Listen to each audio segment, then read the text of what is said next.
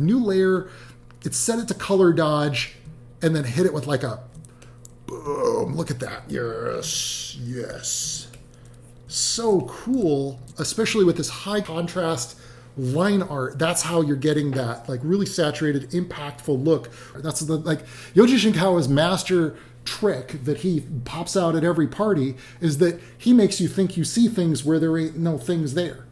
And that's not a bad skill. It's a really good skill. My dudes. Okay, welcome to my artist study series. In this series, we're looking at artists from all over: books, film, video games, artists of mostly modern styles, and we are going to dissect and learn as much as we possibly can from these masters of their craft and what they do well. In this week's episode, we are digging into one of the greatest of all times. This is Yoji Shinkawa. If you're familiar with the Metal Gear Solid series, if you're familiar with Death Stranding, if you're familiar with, I know you weren't sure if I was going to say it, Left Alive, you're going to be familiar with the art of Yoji Shinkawa. Now, Yoji Shinkawa started out his career on Metal Gear Solid and came out in 1998. He was the concept artist on that. He worked his way up to being character designer and ultimately art director. So these days, he doesn't really draw as much as, say, a concept artist. Also, kind of unique about his art styling, it's very impactful. It has this incredibly unique flavor to it that it pulls inspirations from Western comic books, and it pulls inspiration from manga and anime. And it also blends all that together into this kind of a very impactful, iconic imagery that you can't help but associate with the entire franchise of Metal Gear Solid. I love this guy's work. He was one of the first artists in video games that made me want to work in video games. So this is all coming from a place of absolute admiration and respect for the man's work. We're going to be digging into the tools and the techniques of how he gets this look that he gets, both using traditional mediums and also how he enhances that with digital techniques, which I'll dig into. So buckle up, let's dig into some Yoji Shinkawa for the artist study. All right, let's do it. Now, first of all, this video is probably going to go fairly long. These videos tend to. There's a lot to really dig into and dissect, especially with an artist as skilled and accomplished as Yoji Shinkawa. There's always this incredible energy with Yoji Shinkawa's work. And you see it, especially, like this is a good example. And the reason I pulled up this image first, specifically when I talk about negative space, I'm talking about a lot of this stuff. Yoji Shinkawa does this where you see a lot of silhouetting of the character and silhouetting of the form, and there's a lot of gesture, and then you have these big empty areas of negative space and high contrast. This is like usually the kind of work that you get from an artist that's in the blue sky phase of early development, and that's why it's okay to not have information, and that's why it's okay that this is like sort of like just nebulous, like yeah, you just got like 5 lines going through there, because he's an art director now. He's doing these high level blue sky imagery, and then he has a staff of people that break down those things into detail, and then he gives feedback on that. I can tell you from my experience, once you go into management, you spend 80% or 90% of your day just managing people. That means giving feedback on their work and working with their personalities and getting the best work out of people and helping them to see the way that you see, more than you get to actually do artwork. And that's one of the, I'd say it's a shame about Yoji Shinkawa, but I think he's like cool with it, because his art style, it's like we don't get a lot of these pieces, but when we do, there's something, man, there's something here. And so we're going to dig into, like, first, I think to kick it off, I think the best way to get this thing going is to talk about the tools and the technique. So I'm going to bust out my traditional mediums and come on back in like a second, and I'm going to have it all ready for you.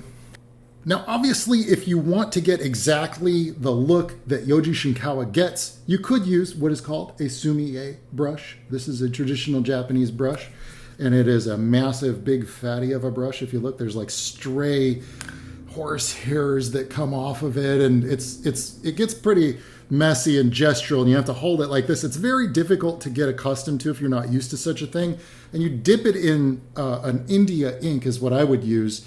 Now, this is pretty close to like the authentic way that he does it, but I don't. To me, it's like that's a big pain, and it's a big pain in the butt. And what I like to use is this. It's called a Fugue Pen, and what that is it's got a bit of a it's got a ink stored in this part. So this is kind of like a fat, like a container for the ink, and then you squeeze it a little bit and more ink will come out.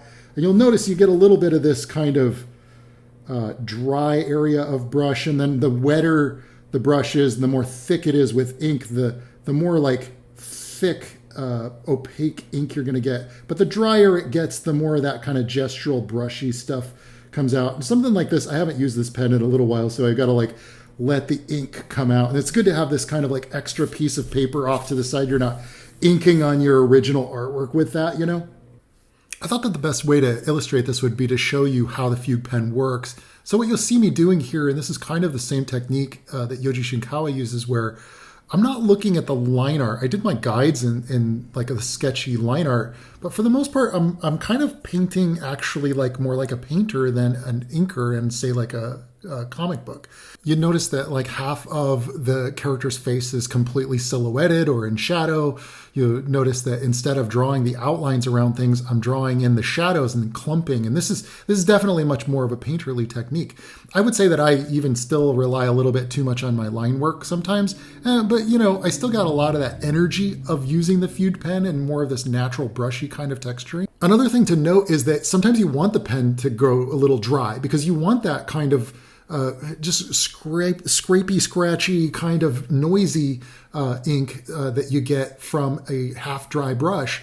And then you want a paper that has a lot of grain to it and a lot of texture to it, because when you're not pressing at full pressure, you're going to see a lot more of that paper texture show through. And these are things that are really difficult to simulate using digital tools. But Yoji Shinkawa, he uses a blend of both. So you see a lot of what I was just talking about here with this, where the arm here is just completely silhouetted. It's not very much information, but like that sort of is okay. It sort of works. And then you get this, you do get some line art here. He is painting in, you know, these lines, kind of showing you exactly a little bit more of what you're looking at and really creating the forms. I think compositionally, he also has this really strong use of like a giant circular shape. And then this, it's almost like an arrow going up, you know, it's conveniently and smartly framed, this image, so that your eye still goes directly to the character's face. And I think it was also a very intentional call. This is the same thing that we talked about when we were looking at Mike Mignola's stuff, points of high contrast. We're looking at points of high contrast on the metal of the gas tank of this motorcycle, and also, or the body of it, and then also on his face here, and then this halftone effect, which also gives it a little bit more of like attention to there, but it also creates this like fuzziness or blurriness to the whole image. So it's almost like the image makes more sense when you squint at it, you know, which is a weird thing about Yoji Shinkawa's art, but it's fairly consistent. And then let's move on to the next piece. There's more to cover. I thought this one was a really good one to take a quick look at, because it shows, it's a very early Yoji Shinkawa sketch from Metal Gear Solid 1. This is Meryl. And you'll notice there's a lot of missing information right here, for instance. And there's missing information. He doesn't even complete this line. A lot of artists will worry about anatomy and making sure that this is really like nice and clean. And then, you know, like going in and like adding maybe more shadows to like render this out. And he goes, nah, dude, I ain't doing that. Like, in fact, I don't even need to work out the detail of Meryl's, you know, fox tattoo that she's got, you know. In fact, the hair is so squiggly, this kind of feels like a convention sketch or something, but it's got her identity. She's immediately recognizable, and in an ironic way, it's very stylistic. This is almost like a little bit of a manga flavor. But the reason I picked out this image is because of this. This is a very interesting technique that Yoji Shinkawa uses, where sometimes instead of drawing like and this is a big takeaway, by the way, so pay attention. Instead of drawing, you know, like the hair that does this and like the lines around it, like a traditional manga artist, for instance, he goes, no, here's what I'm going to do. I'm going to paint in a shadow behind this. That gives the hair its shape and form. So we see the shape of her hair taking place because there is a blob of black shadow behind her. And it's a quick and cheap way to get the contrast of drawing a shape or painting the outline of a character, the silhouette of a character in negative space, instead of doing like straight up line work. You see what I'm saying? So it's a bit of a technique that you can use on a super loose sketch. And by the way, this doesn't work because if you didn't have that, because look at this, like, then he'd have to paint in that line. And that's like kind of a weird anatomy. And, you know, there's some things going on there. And it's like, by adding this sort of block in, our eye just fills in the stuff that isn't there. That's like Yoji Shinkawa's master trick that he pops out at every party is that he makes you think you see things where there ain't no things there. And that's not a bad skill. It's a really good skill, especially for an art director who doesn't have a lot of time to draw, for example, you know. And then also, don't worry so much about like perfectly clean lines. You know, look at this. It's gestural, it's implied, it's not even necessarily anatomically correct. And we also don't need to fill in all this. Like, you know, if it were Mike Mignola, which we just looked at last week, he'd have this filled in and he'd have like really strong, both of these guys use shadows really well, but Yoji Shinkawa implies a lot more than what many other artists will do. And in fact, if you're a concept artist, like you do have to like draw that in. You can't just fill it in an implied shadow. You have to fill it in. But Yoji Shinkawa, I think some of it, I don't know, maybe he might say, oh, because I'm lazy or something. I don't know. Japanese artists will sometimes like downplay their brilliance by saying, oh, I just use a shortcut. Well, guess what? There's some masterful stuff going on in that shortcut because my brain goes, oh, yeah, that's like this down here. Hang on. Like this down here, that's like a utility pouch. And like, oh, yeah, my brain goes, oh, yeah, like this is clearly the belt. And this right here is the belt loop. That's like half a second, you know? This right here, obviously that connects in real life, but we don't need to see it because guess what? There's a little bit of like light coming down, you know? We also don't need, by the way, he didn't do this. Look, he did not fill in the arm here because then he'd have to have a secondary light coming in here. And like, there's some things there where it's sort of like he's looking more at the light and the shadow than he's looking at the shapes or more than he's looking at the detail of it all. Like he's not concerned with materials unless if it's highly reflective. If it's highly reflective, then maybe you need a black light behind it. Like I'm surprised that he even drew this line. I'm surprised that he didn't just go like, yeah, this is all. I'm gonna use like a little bit more of a brush that looks like his stuff. Maybe I'm surprised he didn't do something like this, you know, instead of, and then just erase that out. Like, I'm surprised we're not getting that. You know what I mean? Like, that's not off-brand from Yoji Shinkawa's approach to things, right? And I do recommend, if you want to get this down, it might be valuable to take little sketches like this from his old work and even do what you're seeing me do here. In fact, what I'm going to suggest is in order to, you know, kind of move this along so you can pick up some of the techniques and tactics that he's using, I'm going to dig into taking, let's say, for instance, that you've sketched out something like this image right here, and you want to color it and do this kind of texture thing. He does these interesting halftone effects, and look at all this negative space that he's using right here. Like this is, it's almost like he just cut it out, and it's like, that creates this interesting, weird, kind of interesting lighting kind of thing going on. But I'm going to show you exactly how to get this look. So if you've got a really strong line art thing going on, like let's just use this image as an example. You know, what you would do is, because he doesn't connect his lines, you know, you can't just do a magic selection tool. You can for some parts, like here, you know, or here, and then create a new layer and then set that up to multiply. Because you're using black, it's just going to like multiply the colors, like an additive effect. And then I expand, because I use the selection tool, I got to expand it into the black area. So I'm modifying and expanding my selection by like 3. And then you get basically a solid area that you can fill in. And I'm just filling it in red right now, but check this out. Look, I mean, I'm going to color it the same way as that other image. So I've selected that, but because you see here, look, because there's like, this line doesn't connect, then the selection that I use, that magic wand selection, just fills it in. So what I'm going to do is just erase that out. And again, just playing around a little bit with like where the lines connect and where they don't connect. Actually, let's just switch it over to green now. You know, I'm going to use Command U. It's Control U on Windows, but that allows you to use this color slider and then desaturate. Yeah, it's looking like kind of close. Boom. Something like this, right? And then like maybe just color it out a little bit of like a lighter green here. And then once you have these sort of, what they would call this the color flats, and then you can select that. Now I'm still on that color layer that's set to multiply. And then what I'm going to do is go in with like some of this airbrush here, like what he does here. When I say airbrush, check this out. I go to just, and Photoshop standard has like an airbrush. Do something like this for like, we're going to do a big hit of light right here. I might even go lighter than that, look. And have that like gradient going down, you know? And then for the side of the face, he gets a little bit dark here. We're just going to kind of borrow a little bit of what he did there. Just flat with gradients is the way to go here. And then just filling in things in solid. And you might want to go in with the selection tool. See how there's a little bit of like these kind of highlights for instance, like maybe this side of, oh, well, for instance here, this would be filled in the same color as like her skin. This would probably be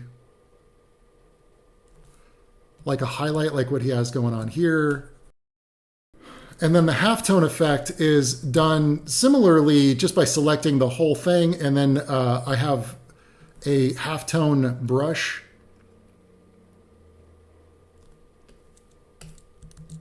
The scale on it is all wrong. So I have to go to brush, window, brush settings, and then adjust the texture scaling. There we go. We're getting a little closer to what we're looking for. And I want to select like a, it's not black. You notice like when we look at this halftone effect that he does here, it's not black. It's like the darker value. So make sure that you go back to your brush and then make sure that you've selected your halftone brush that we just did those adjustments to. And then you fill that in like a little bit of this. Oh, by the way, it may be better if you're going to do like a halftone pass, just in case if you make changes to things, you may want to just do that on another layer and then set that to darken.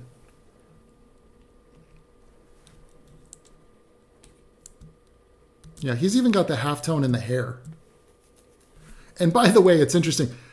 I just noticed like the skin tone here. Like this is flesh. So let's just go in and make a selection. He does this a lot.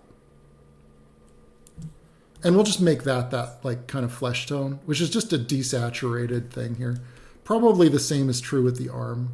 Like see that immediately looks more like flesh tone because of the contrast of the green. And then if you want to dig into more fancy Yoji Shinkawa tricks, he'll do this also where he'll create a new layer and then he'll set that layer to color dodge. And then you'll do something like this and you get this really like kind of blown out light. And he'll do that sometimes. It's not as often. Sometimes he does this thing, especially in his older work. He'll do this thing where he takes the line art and then he like adds this really bright saturated color like gradient to the line art, like overlaying, like kind of painting out his line art.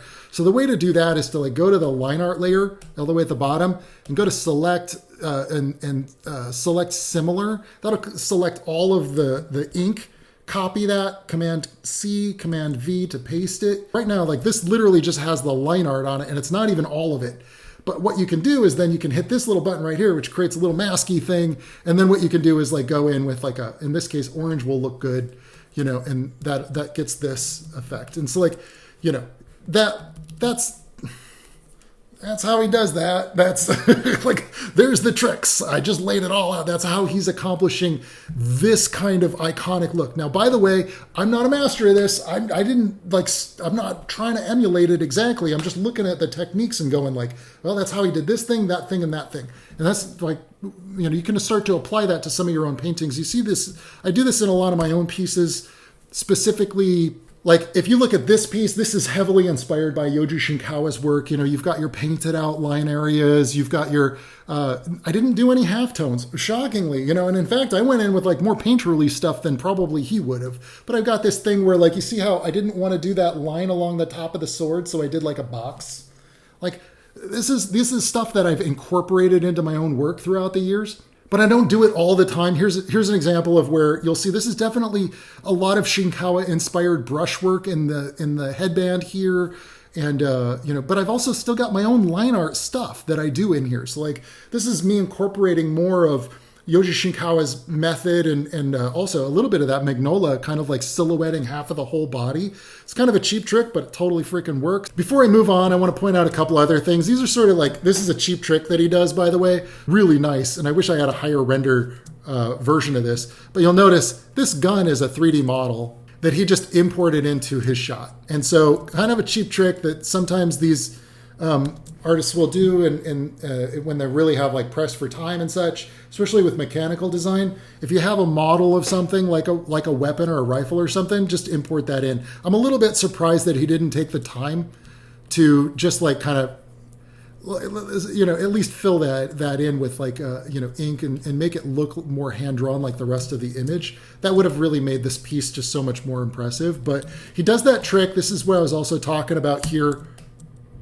where he does the black so that he could draw the outline. He doesn't do the line art of the side of the head. Instead, he paints in a big shadow behind it. Like that would have worked too, but it's not as impactful as like the highlights of the side of his hair here, right?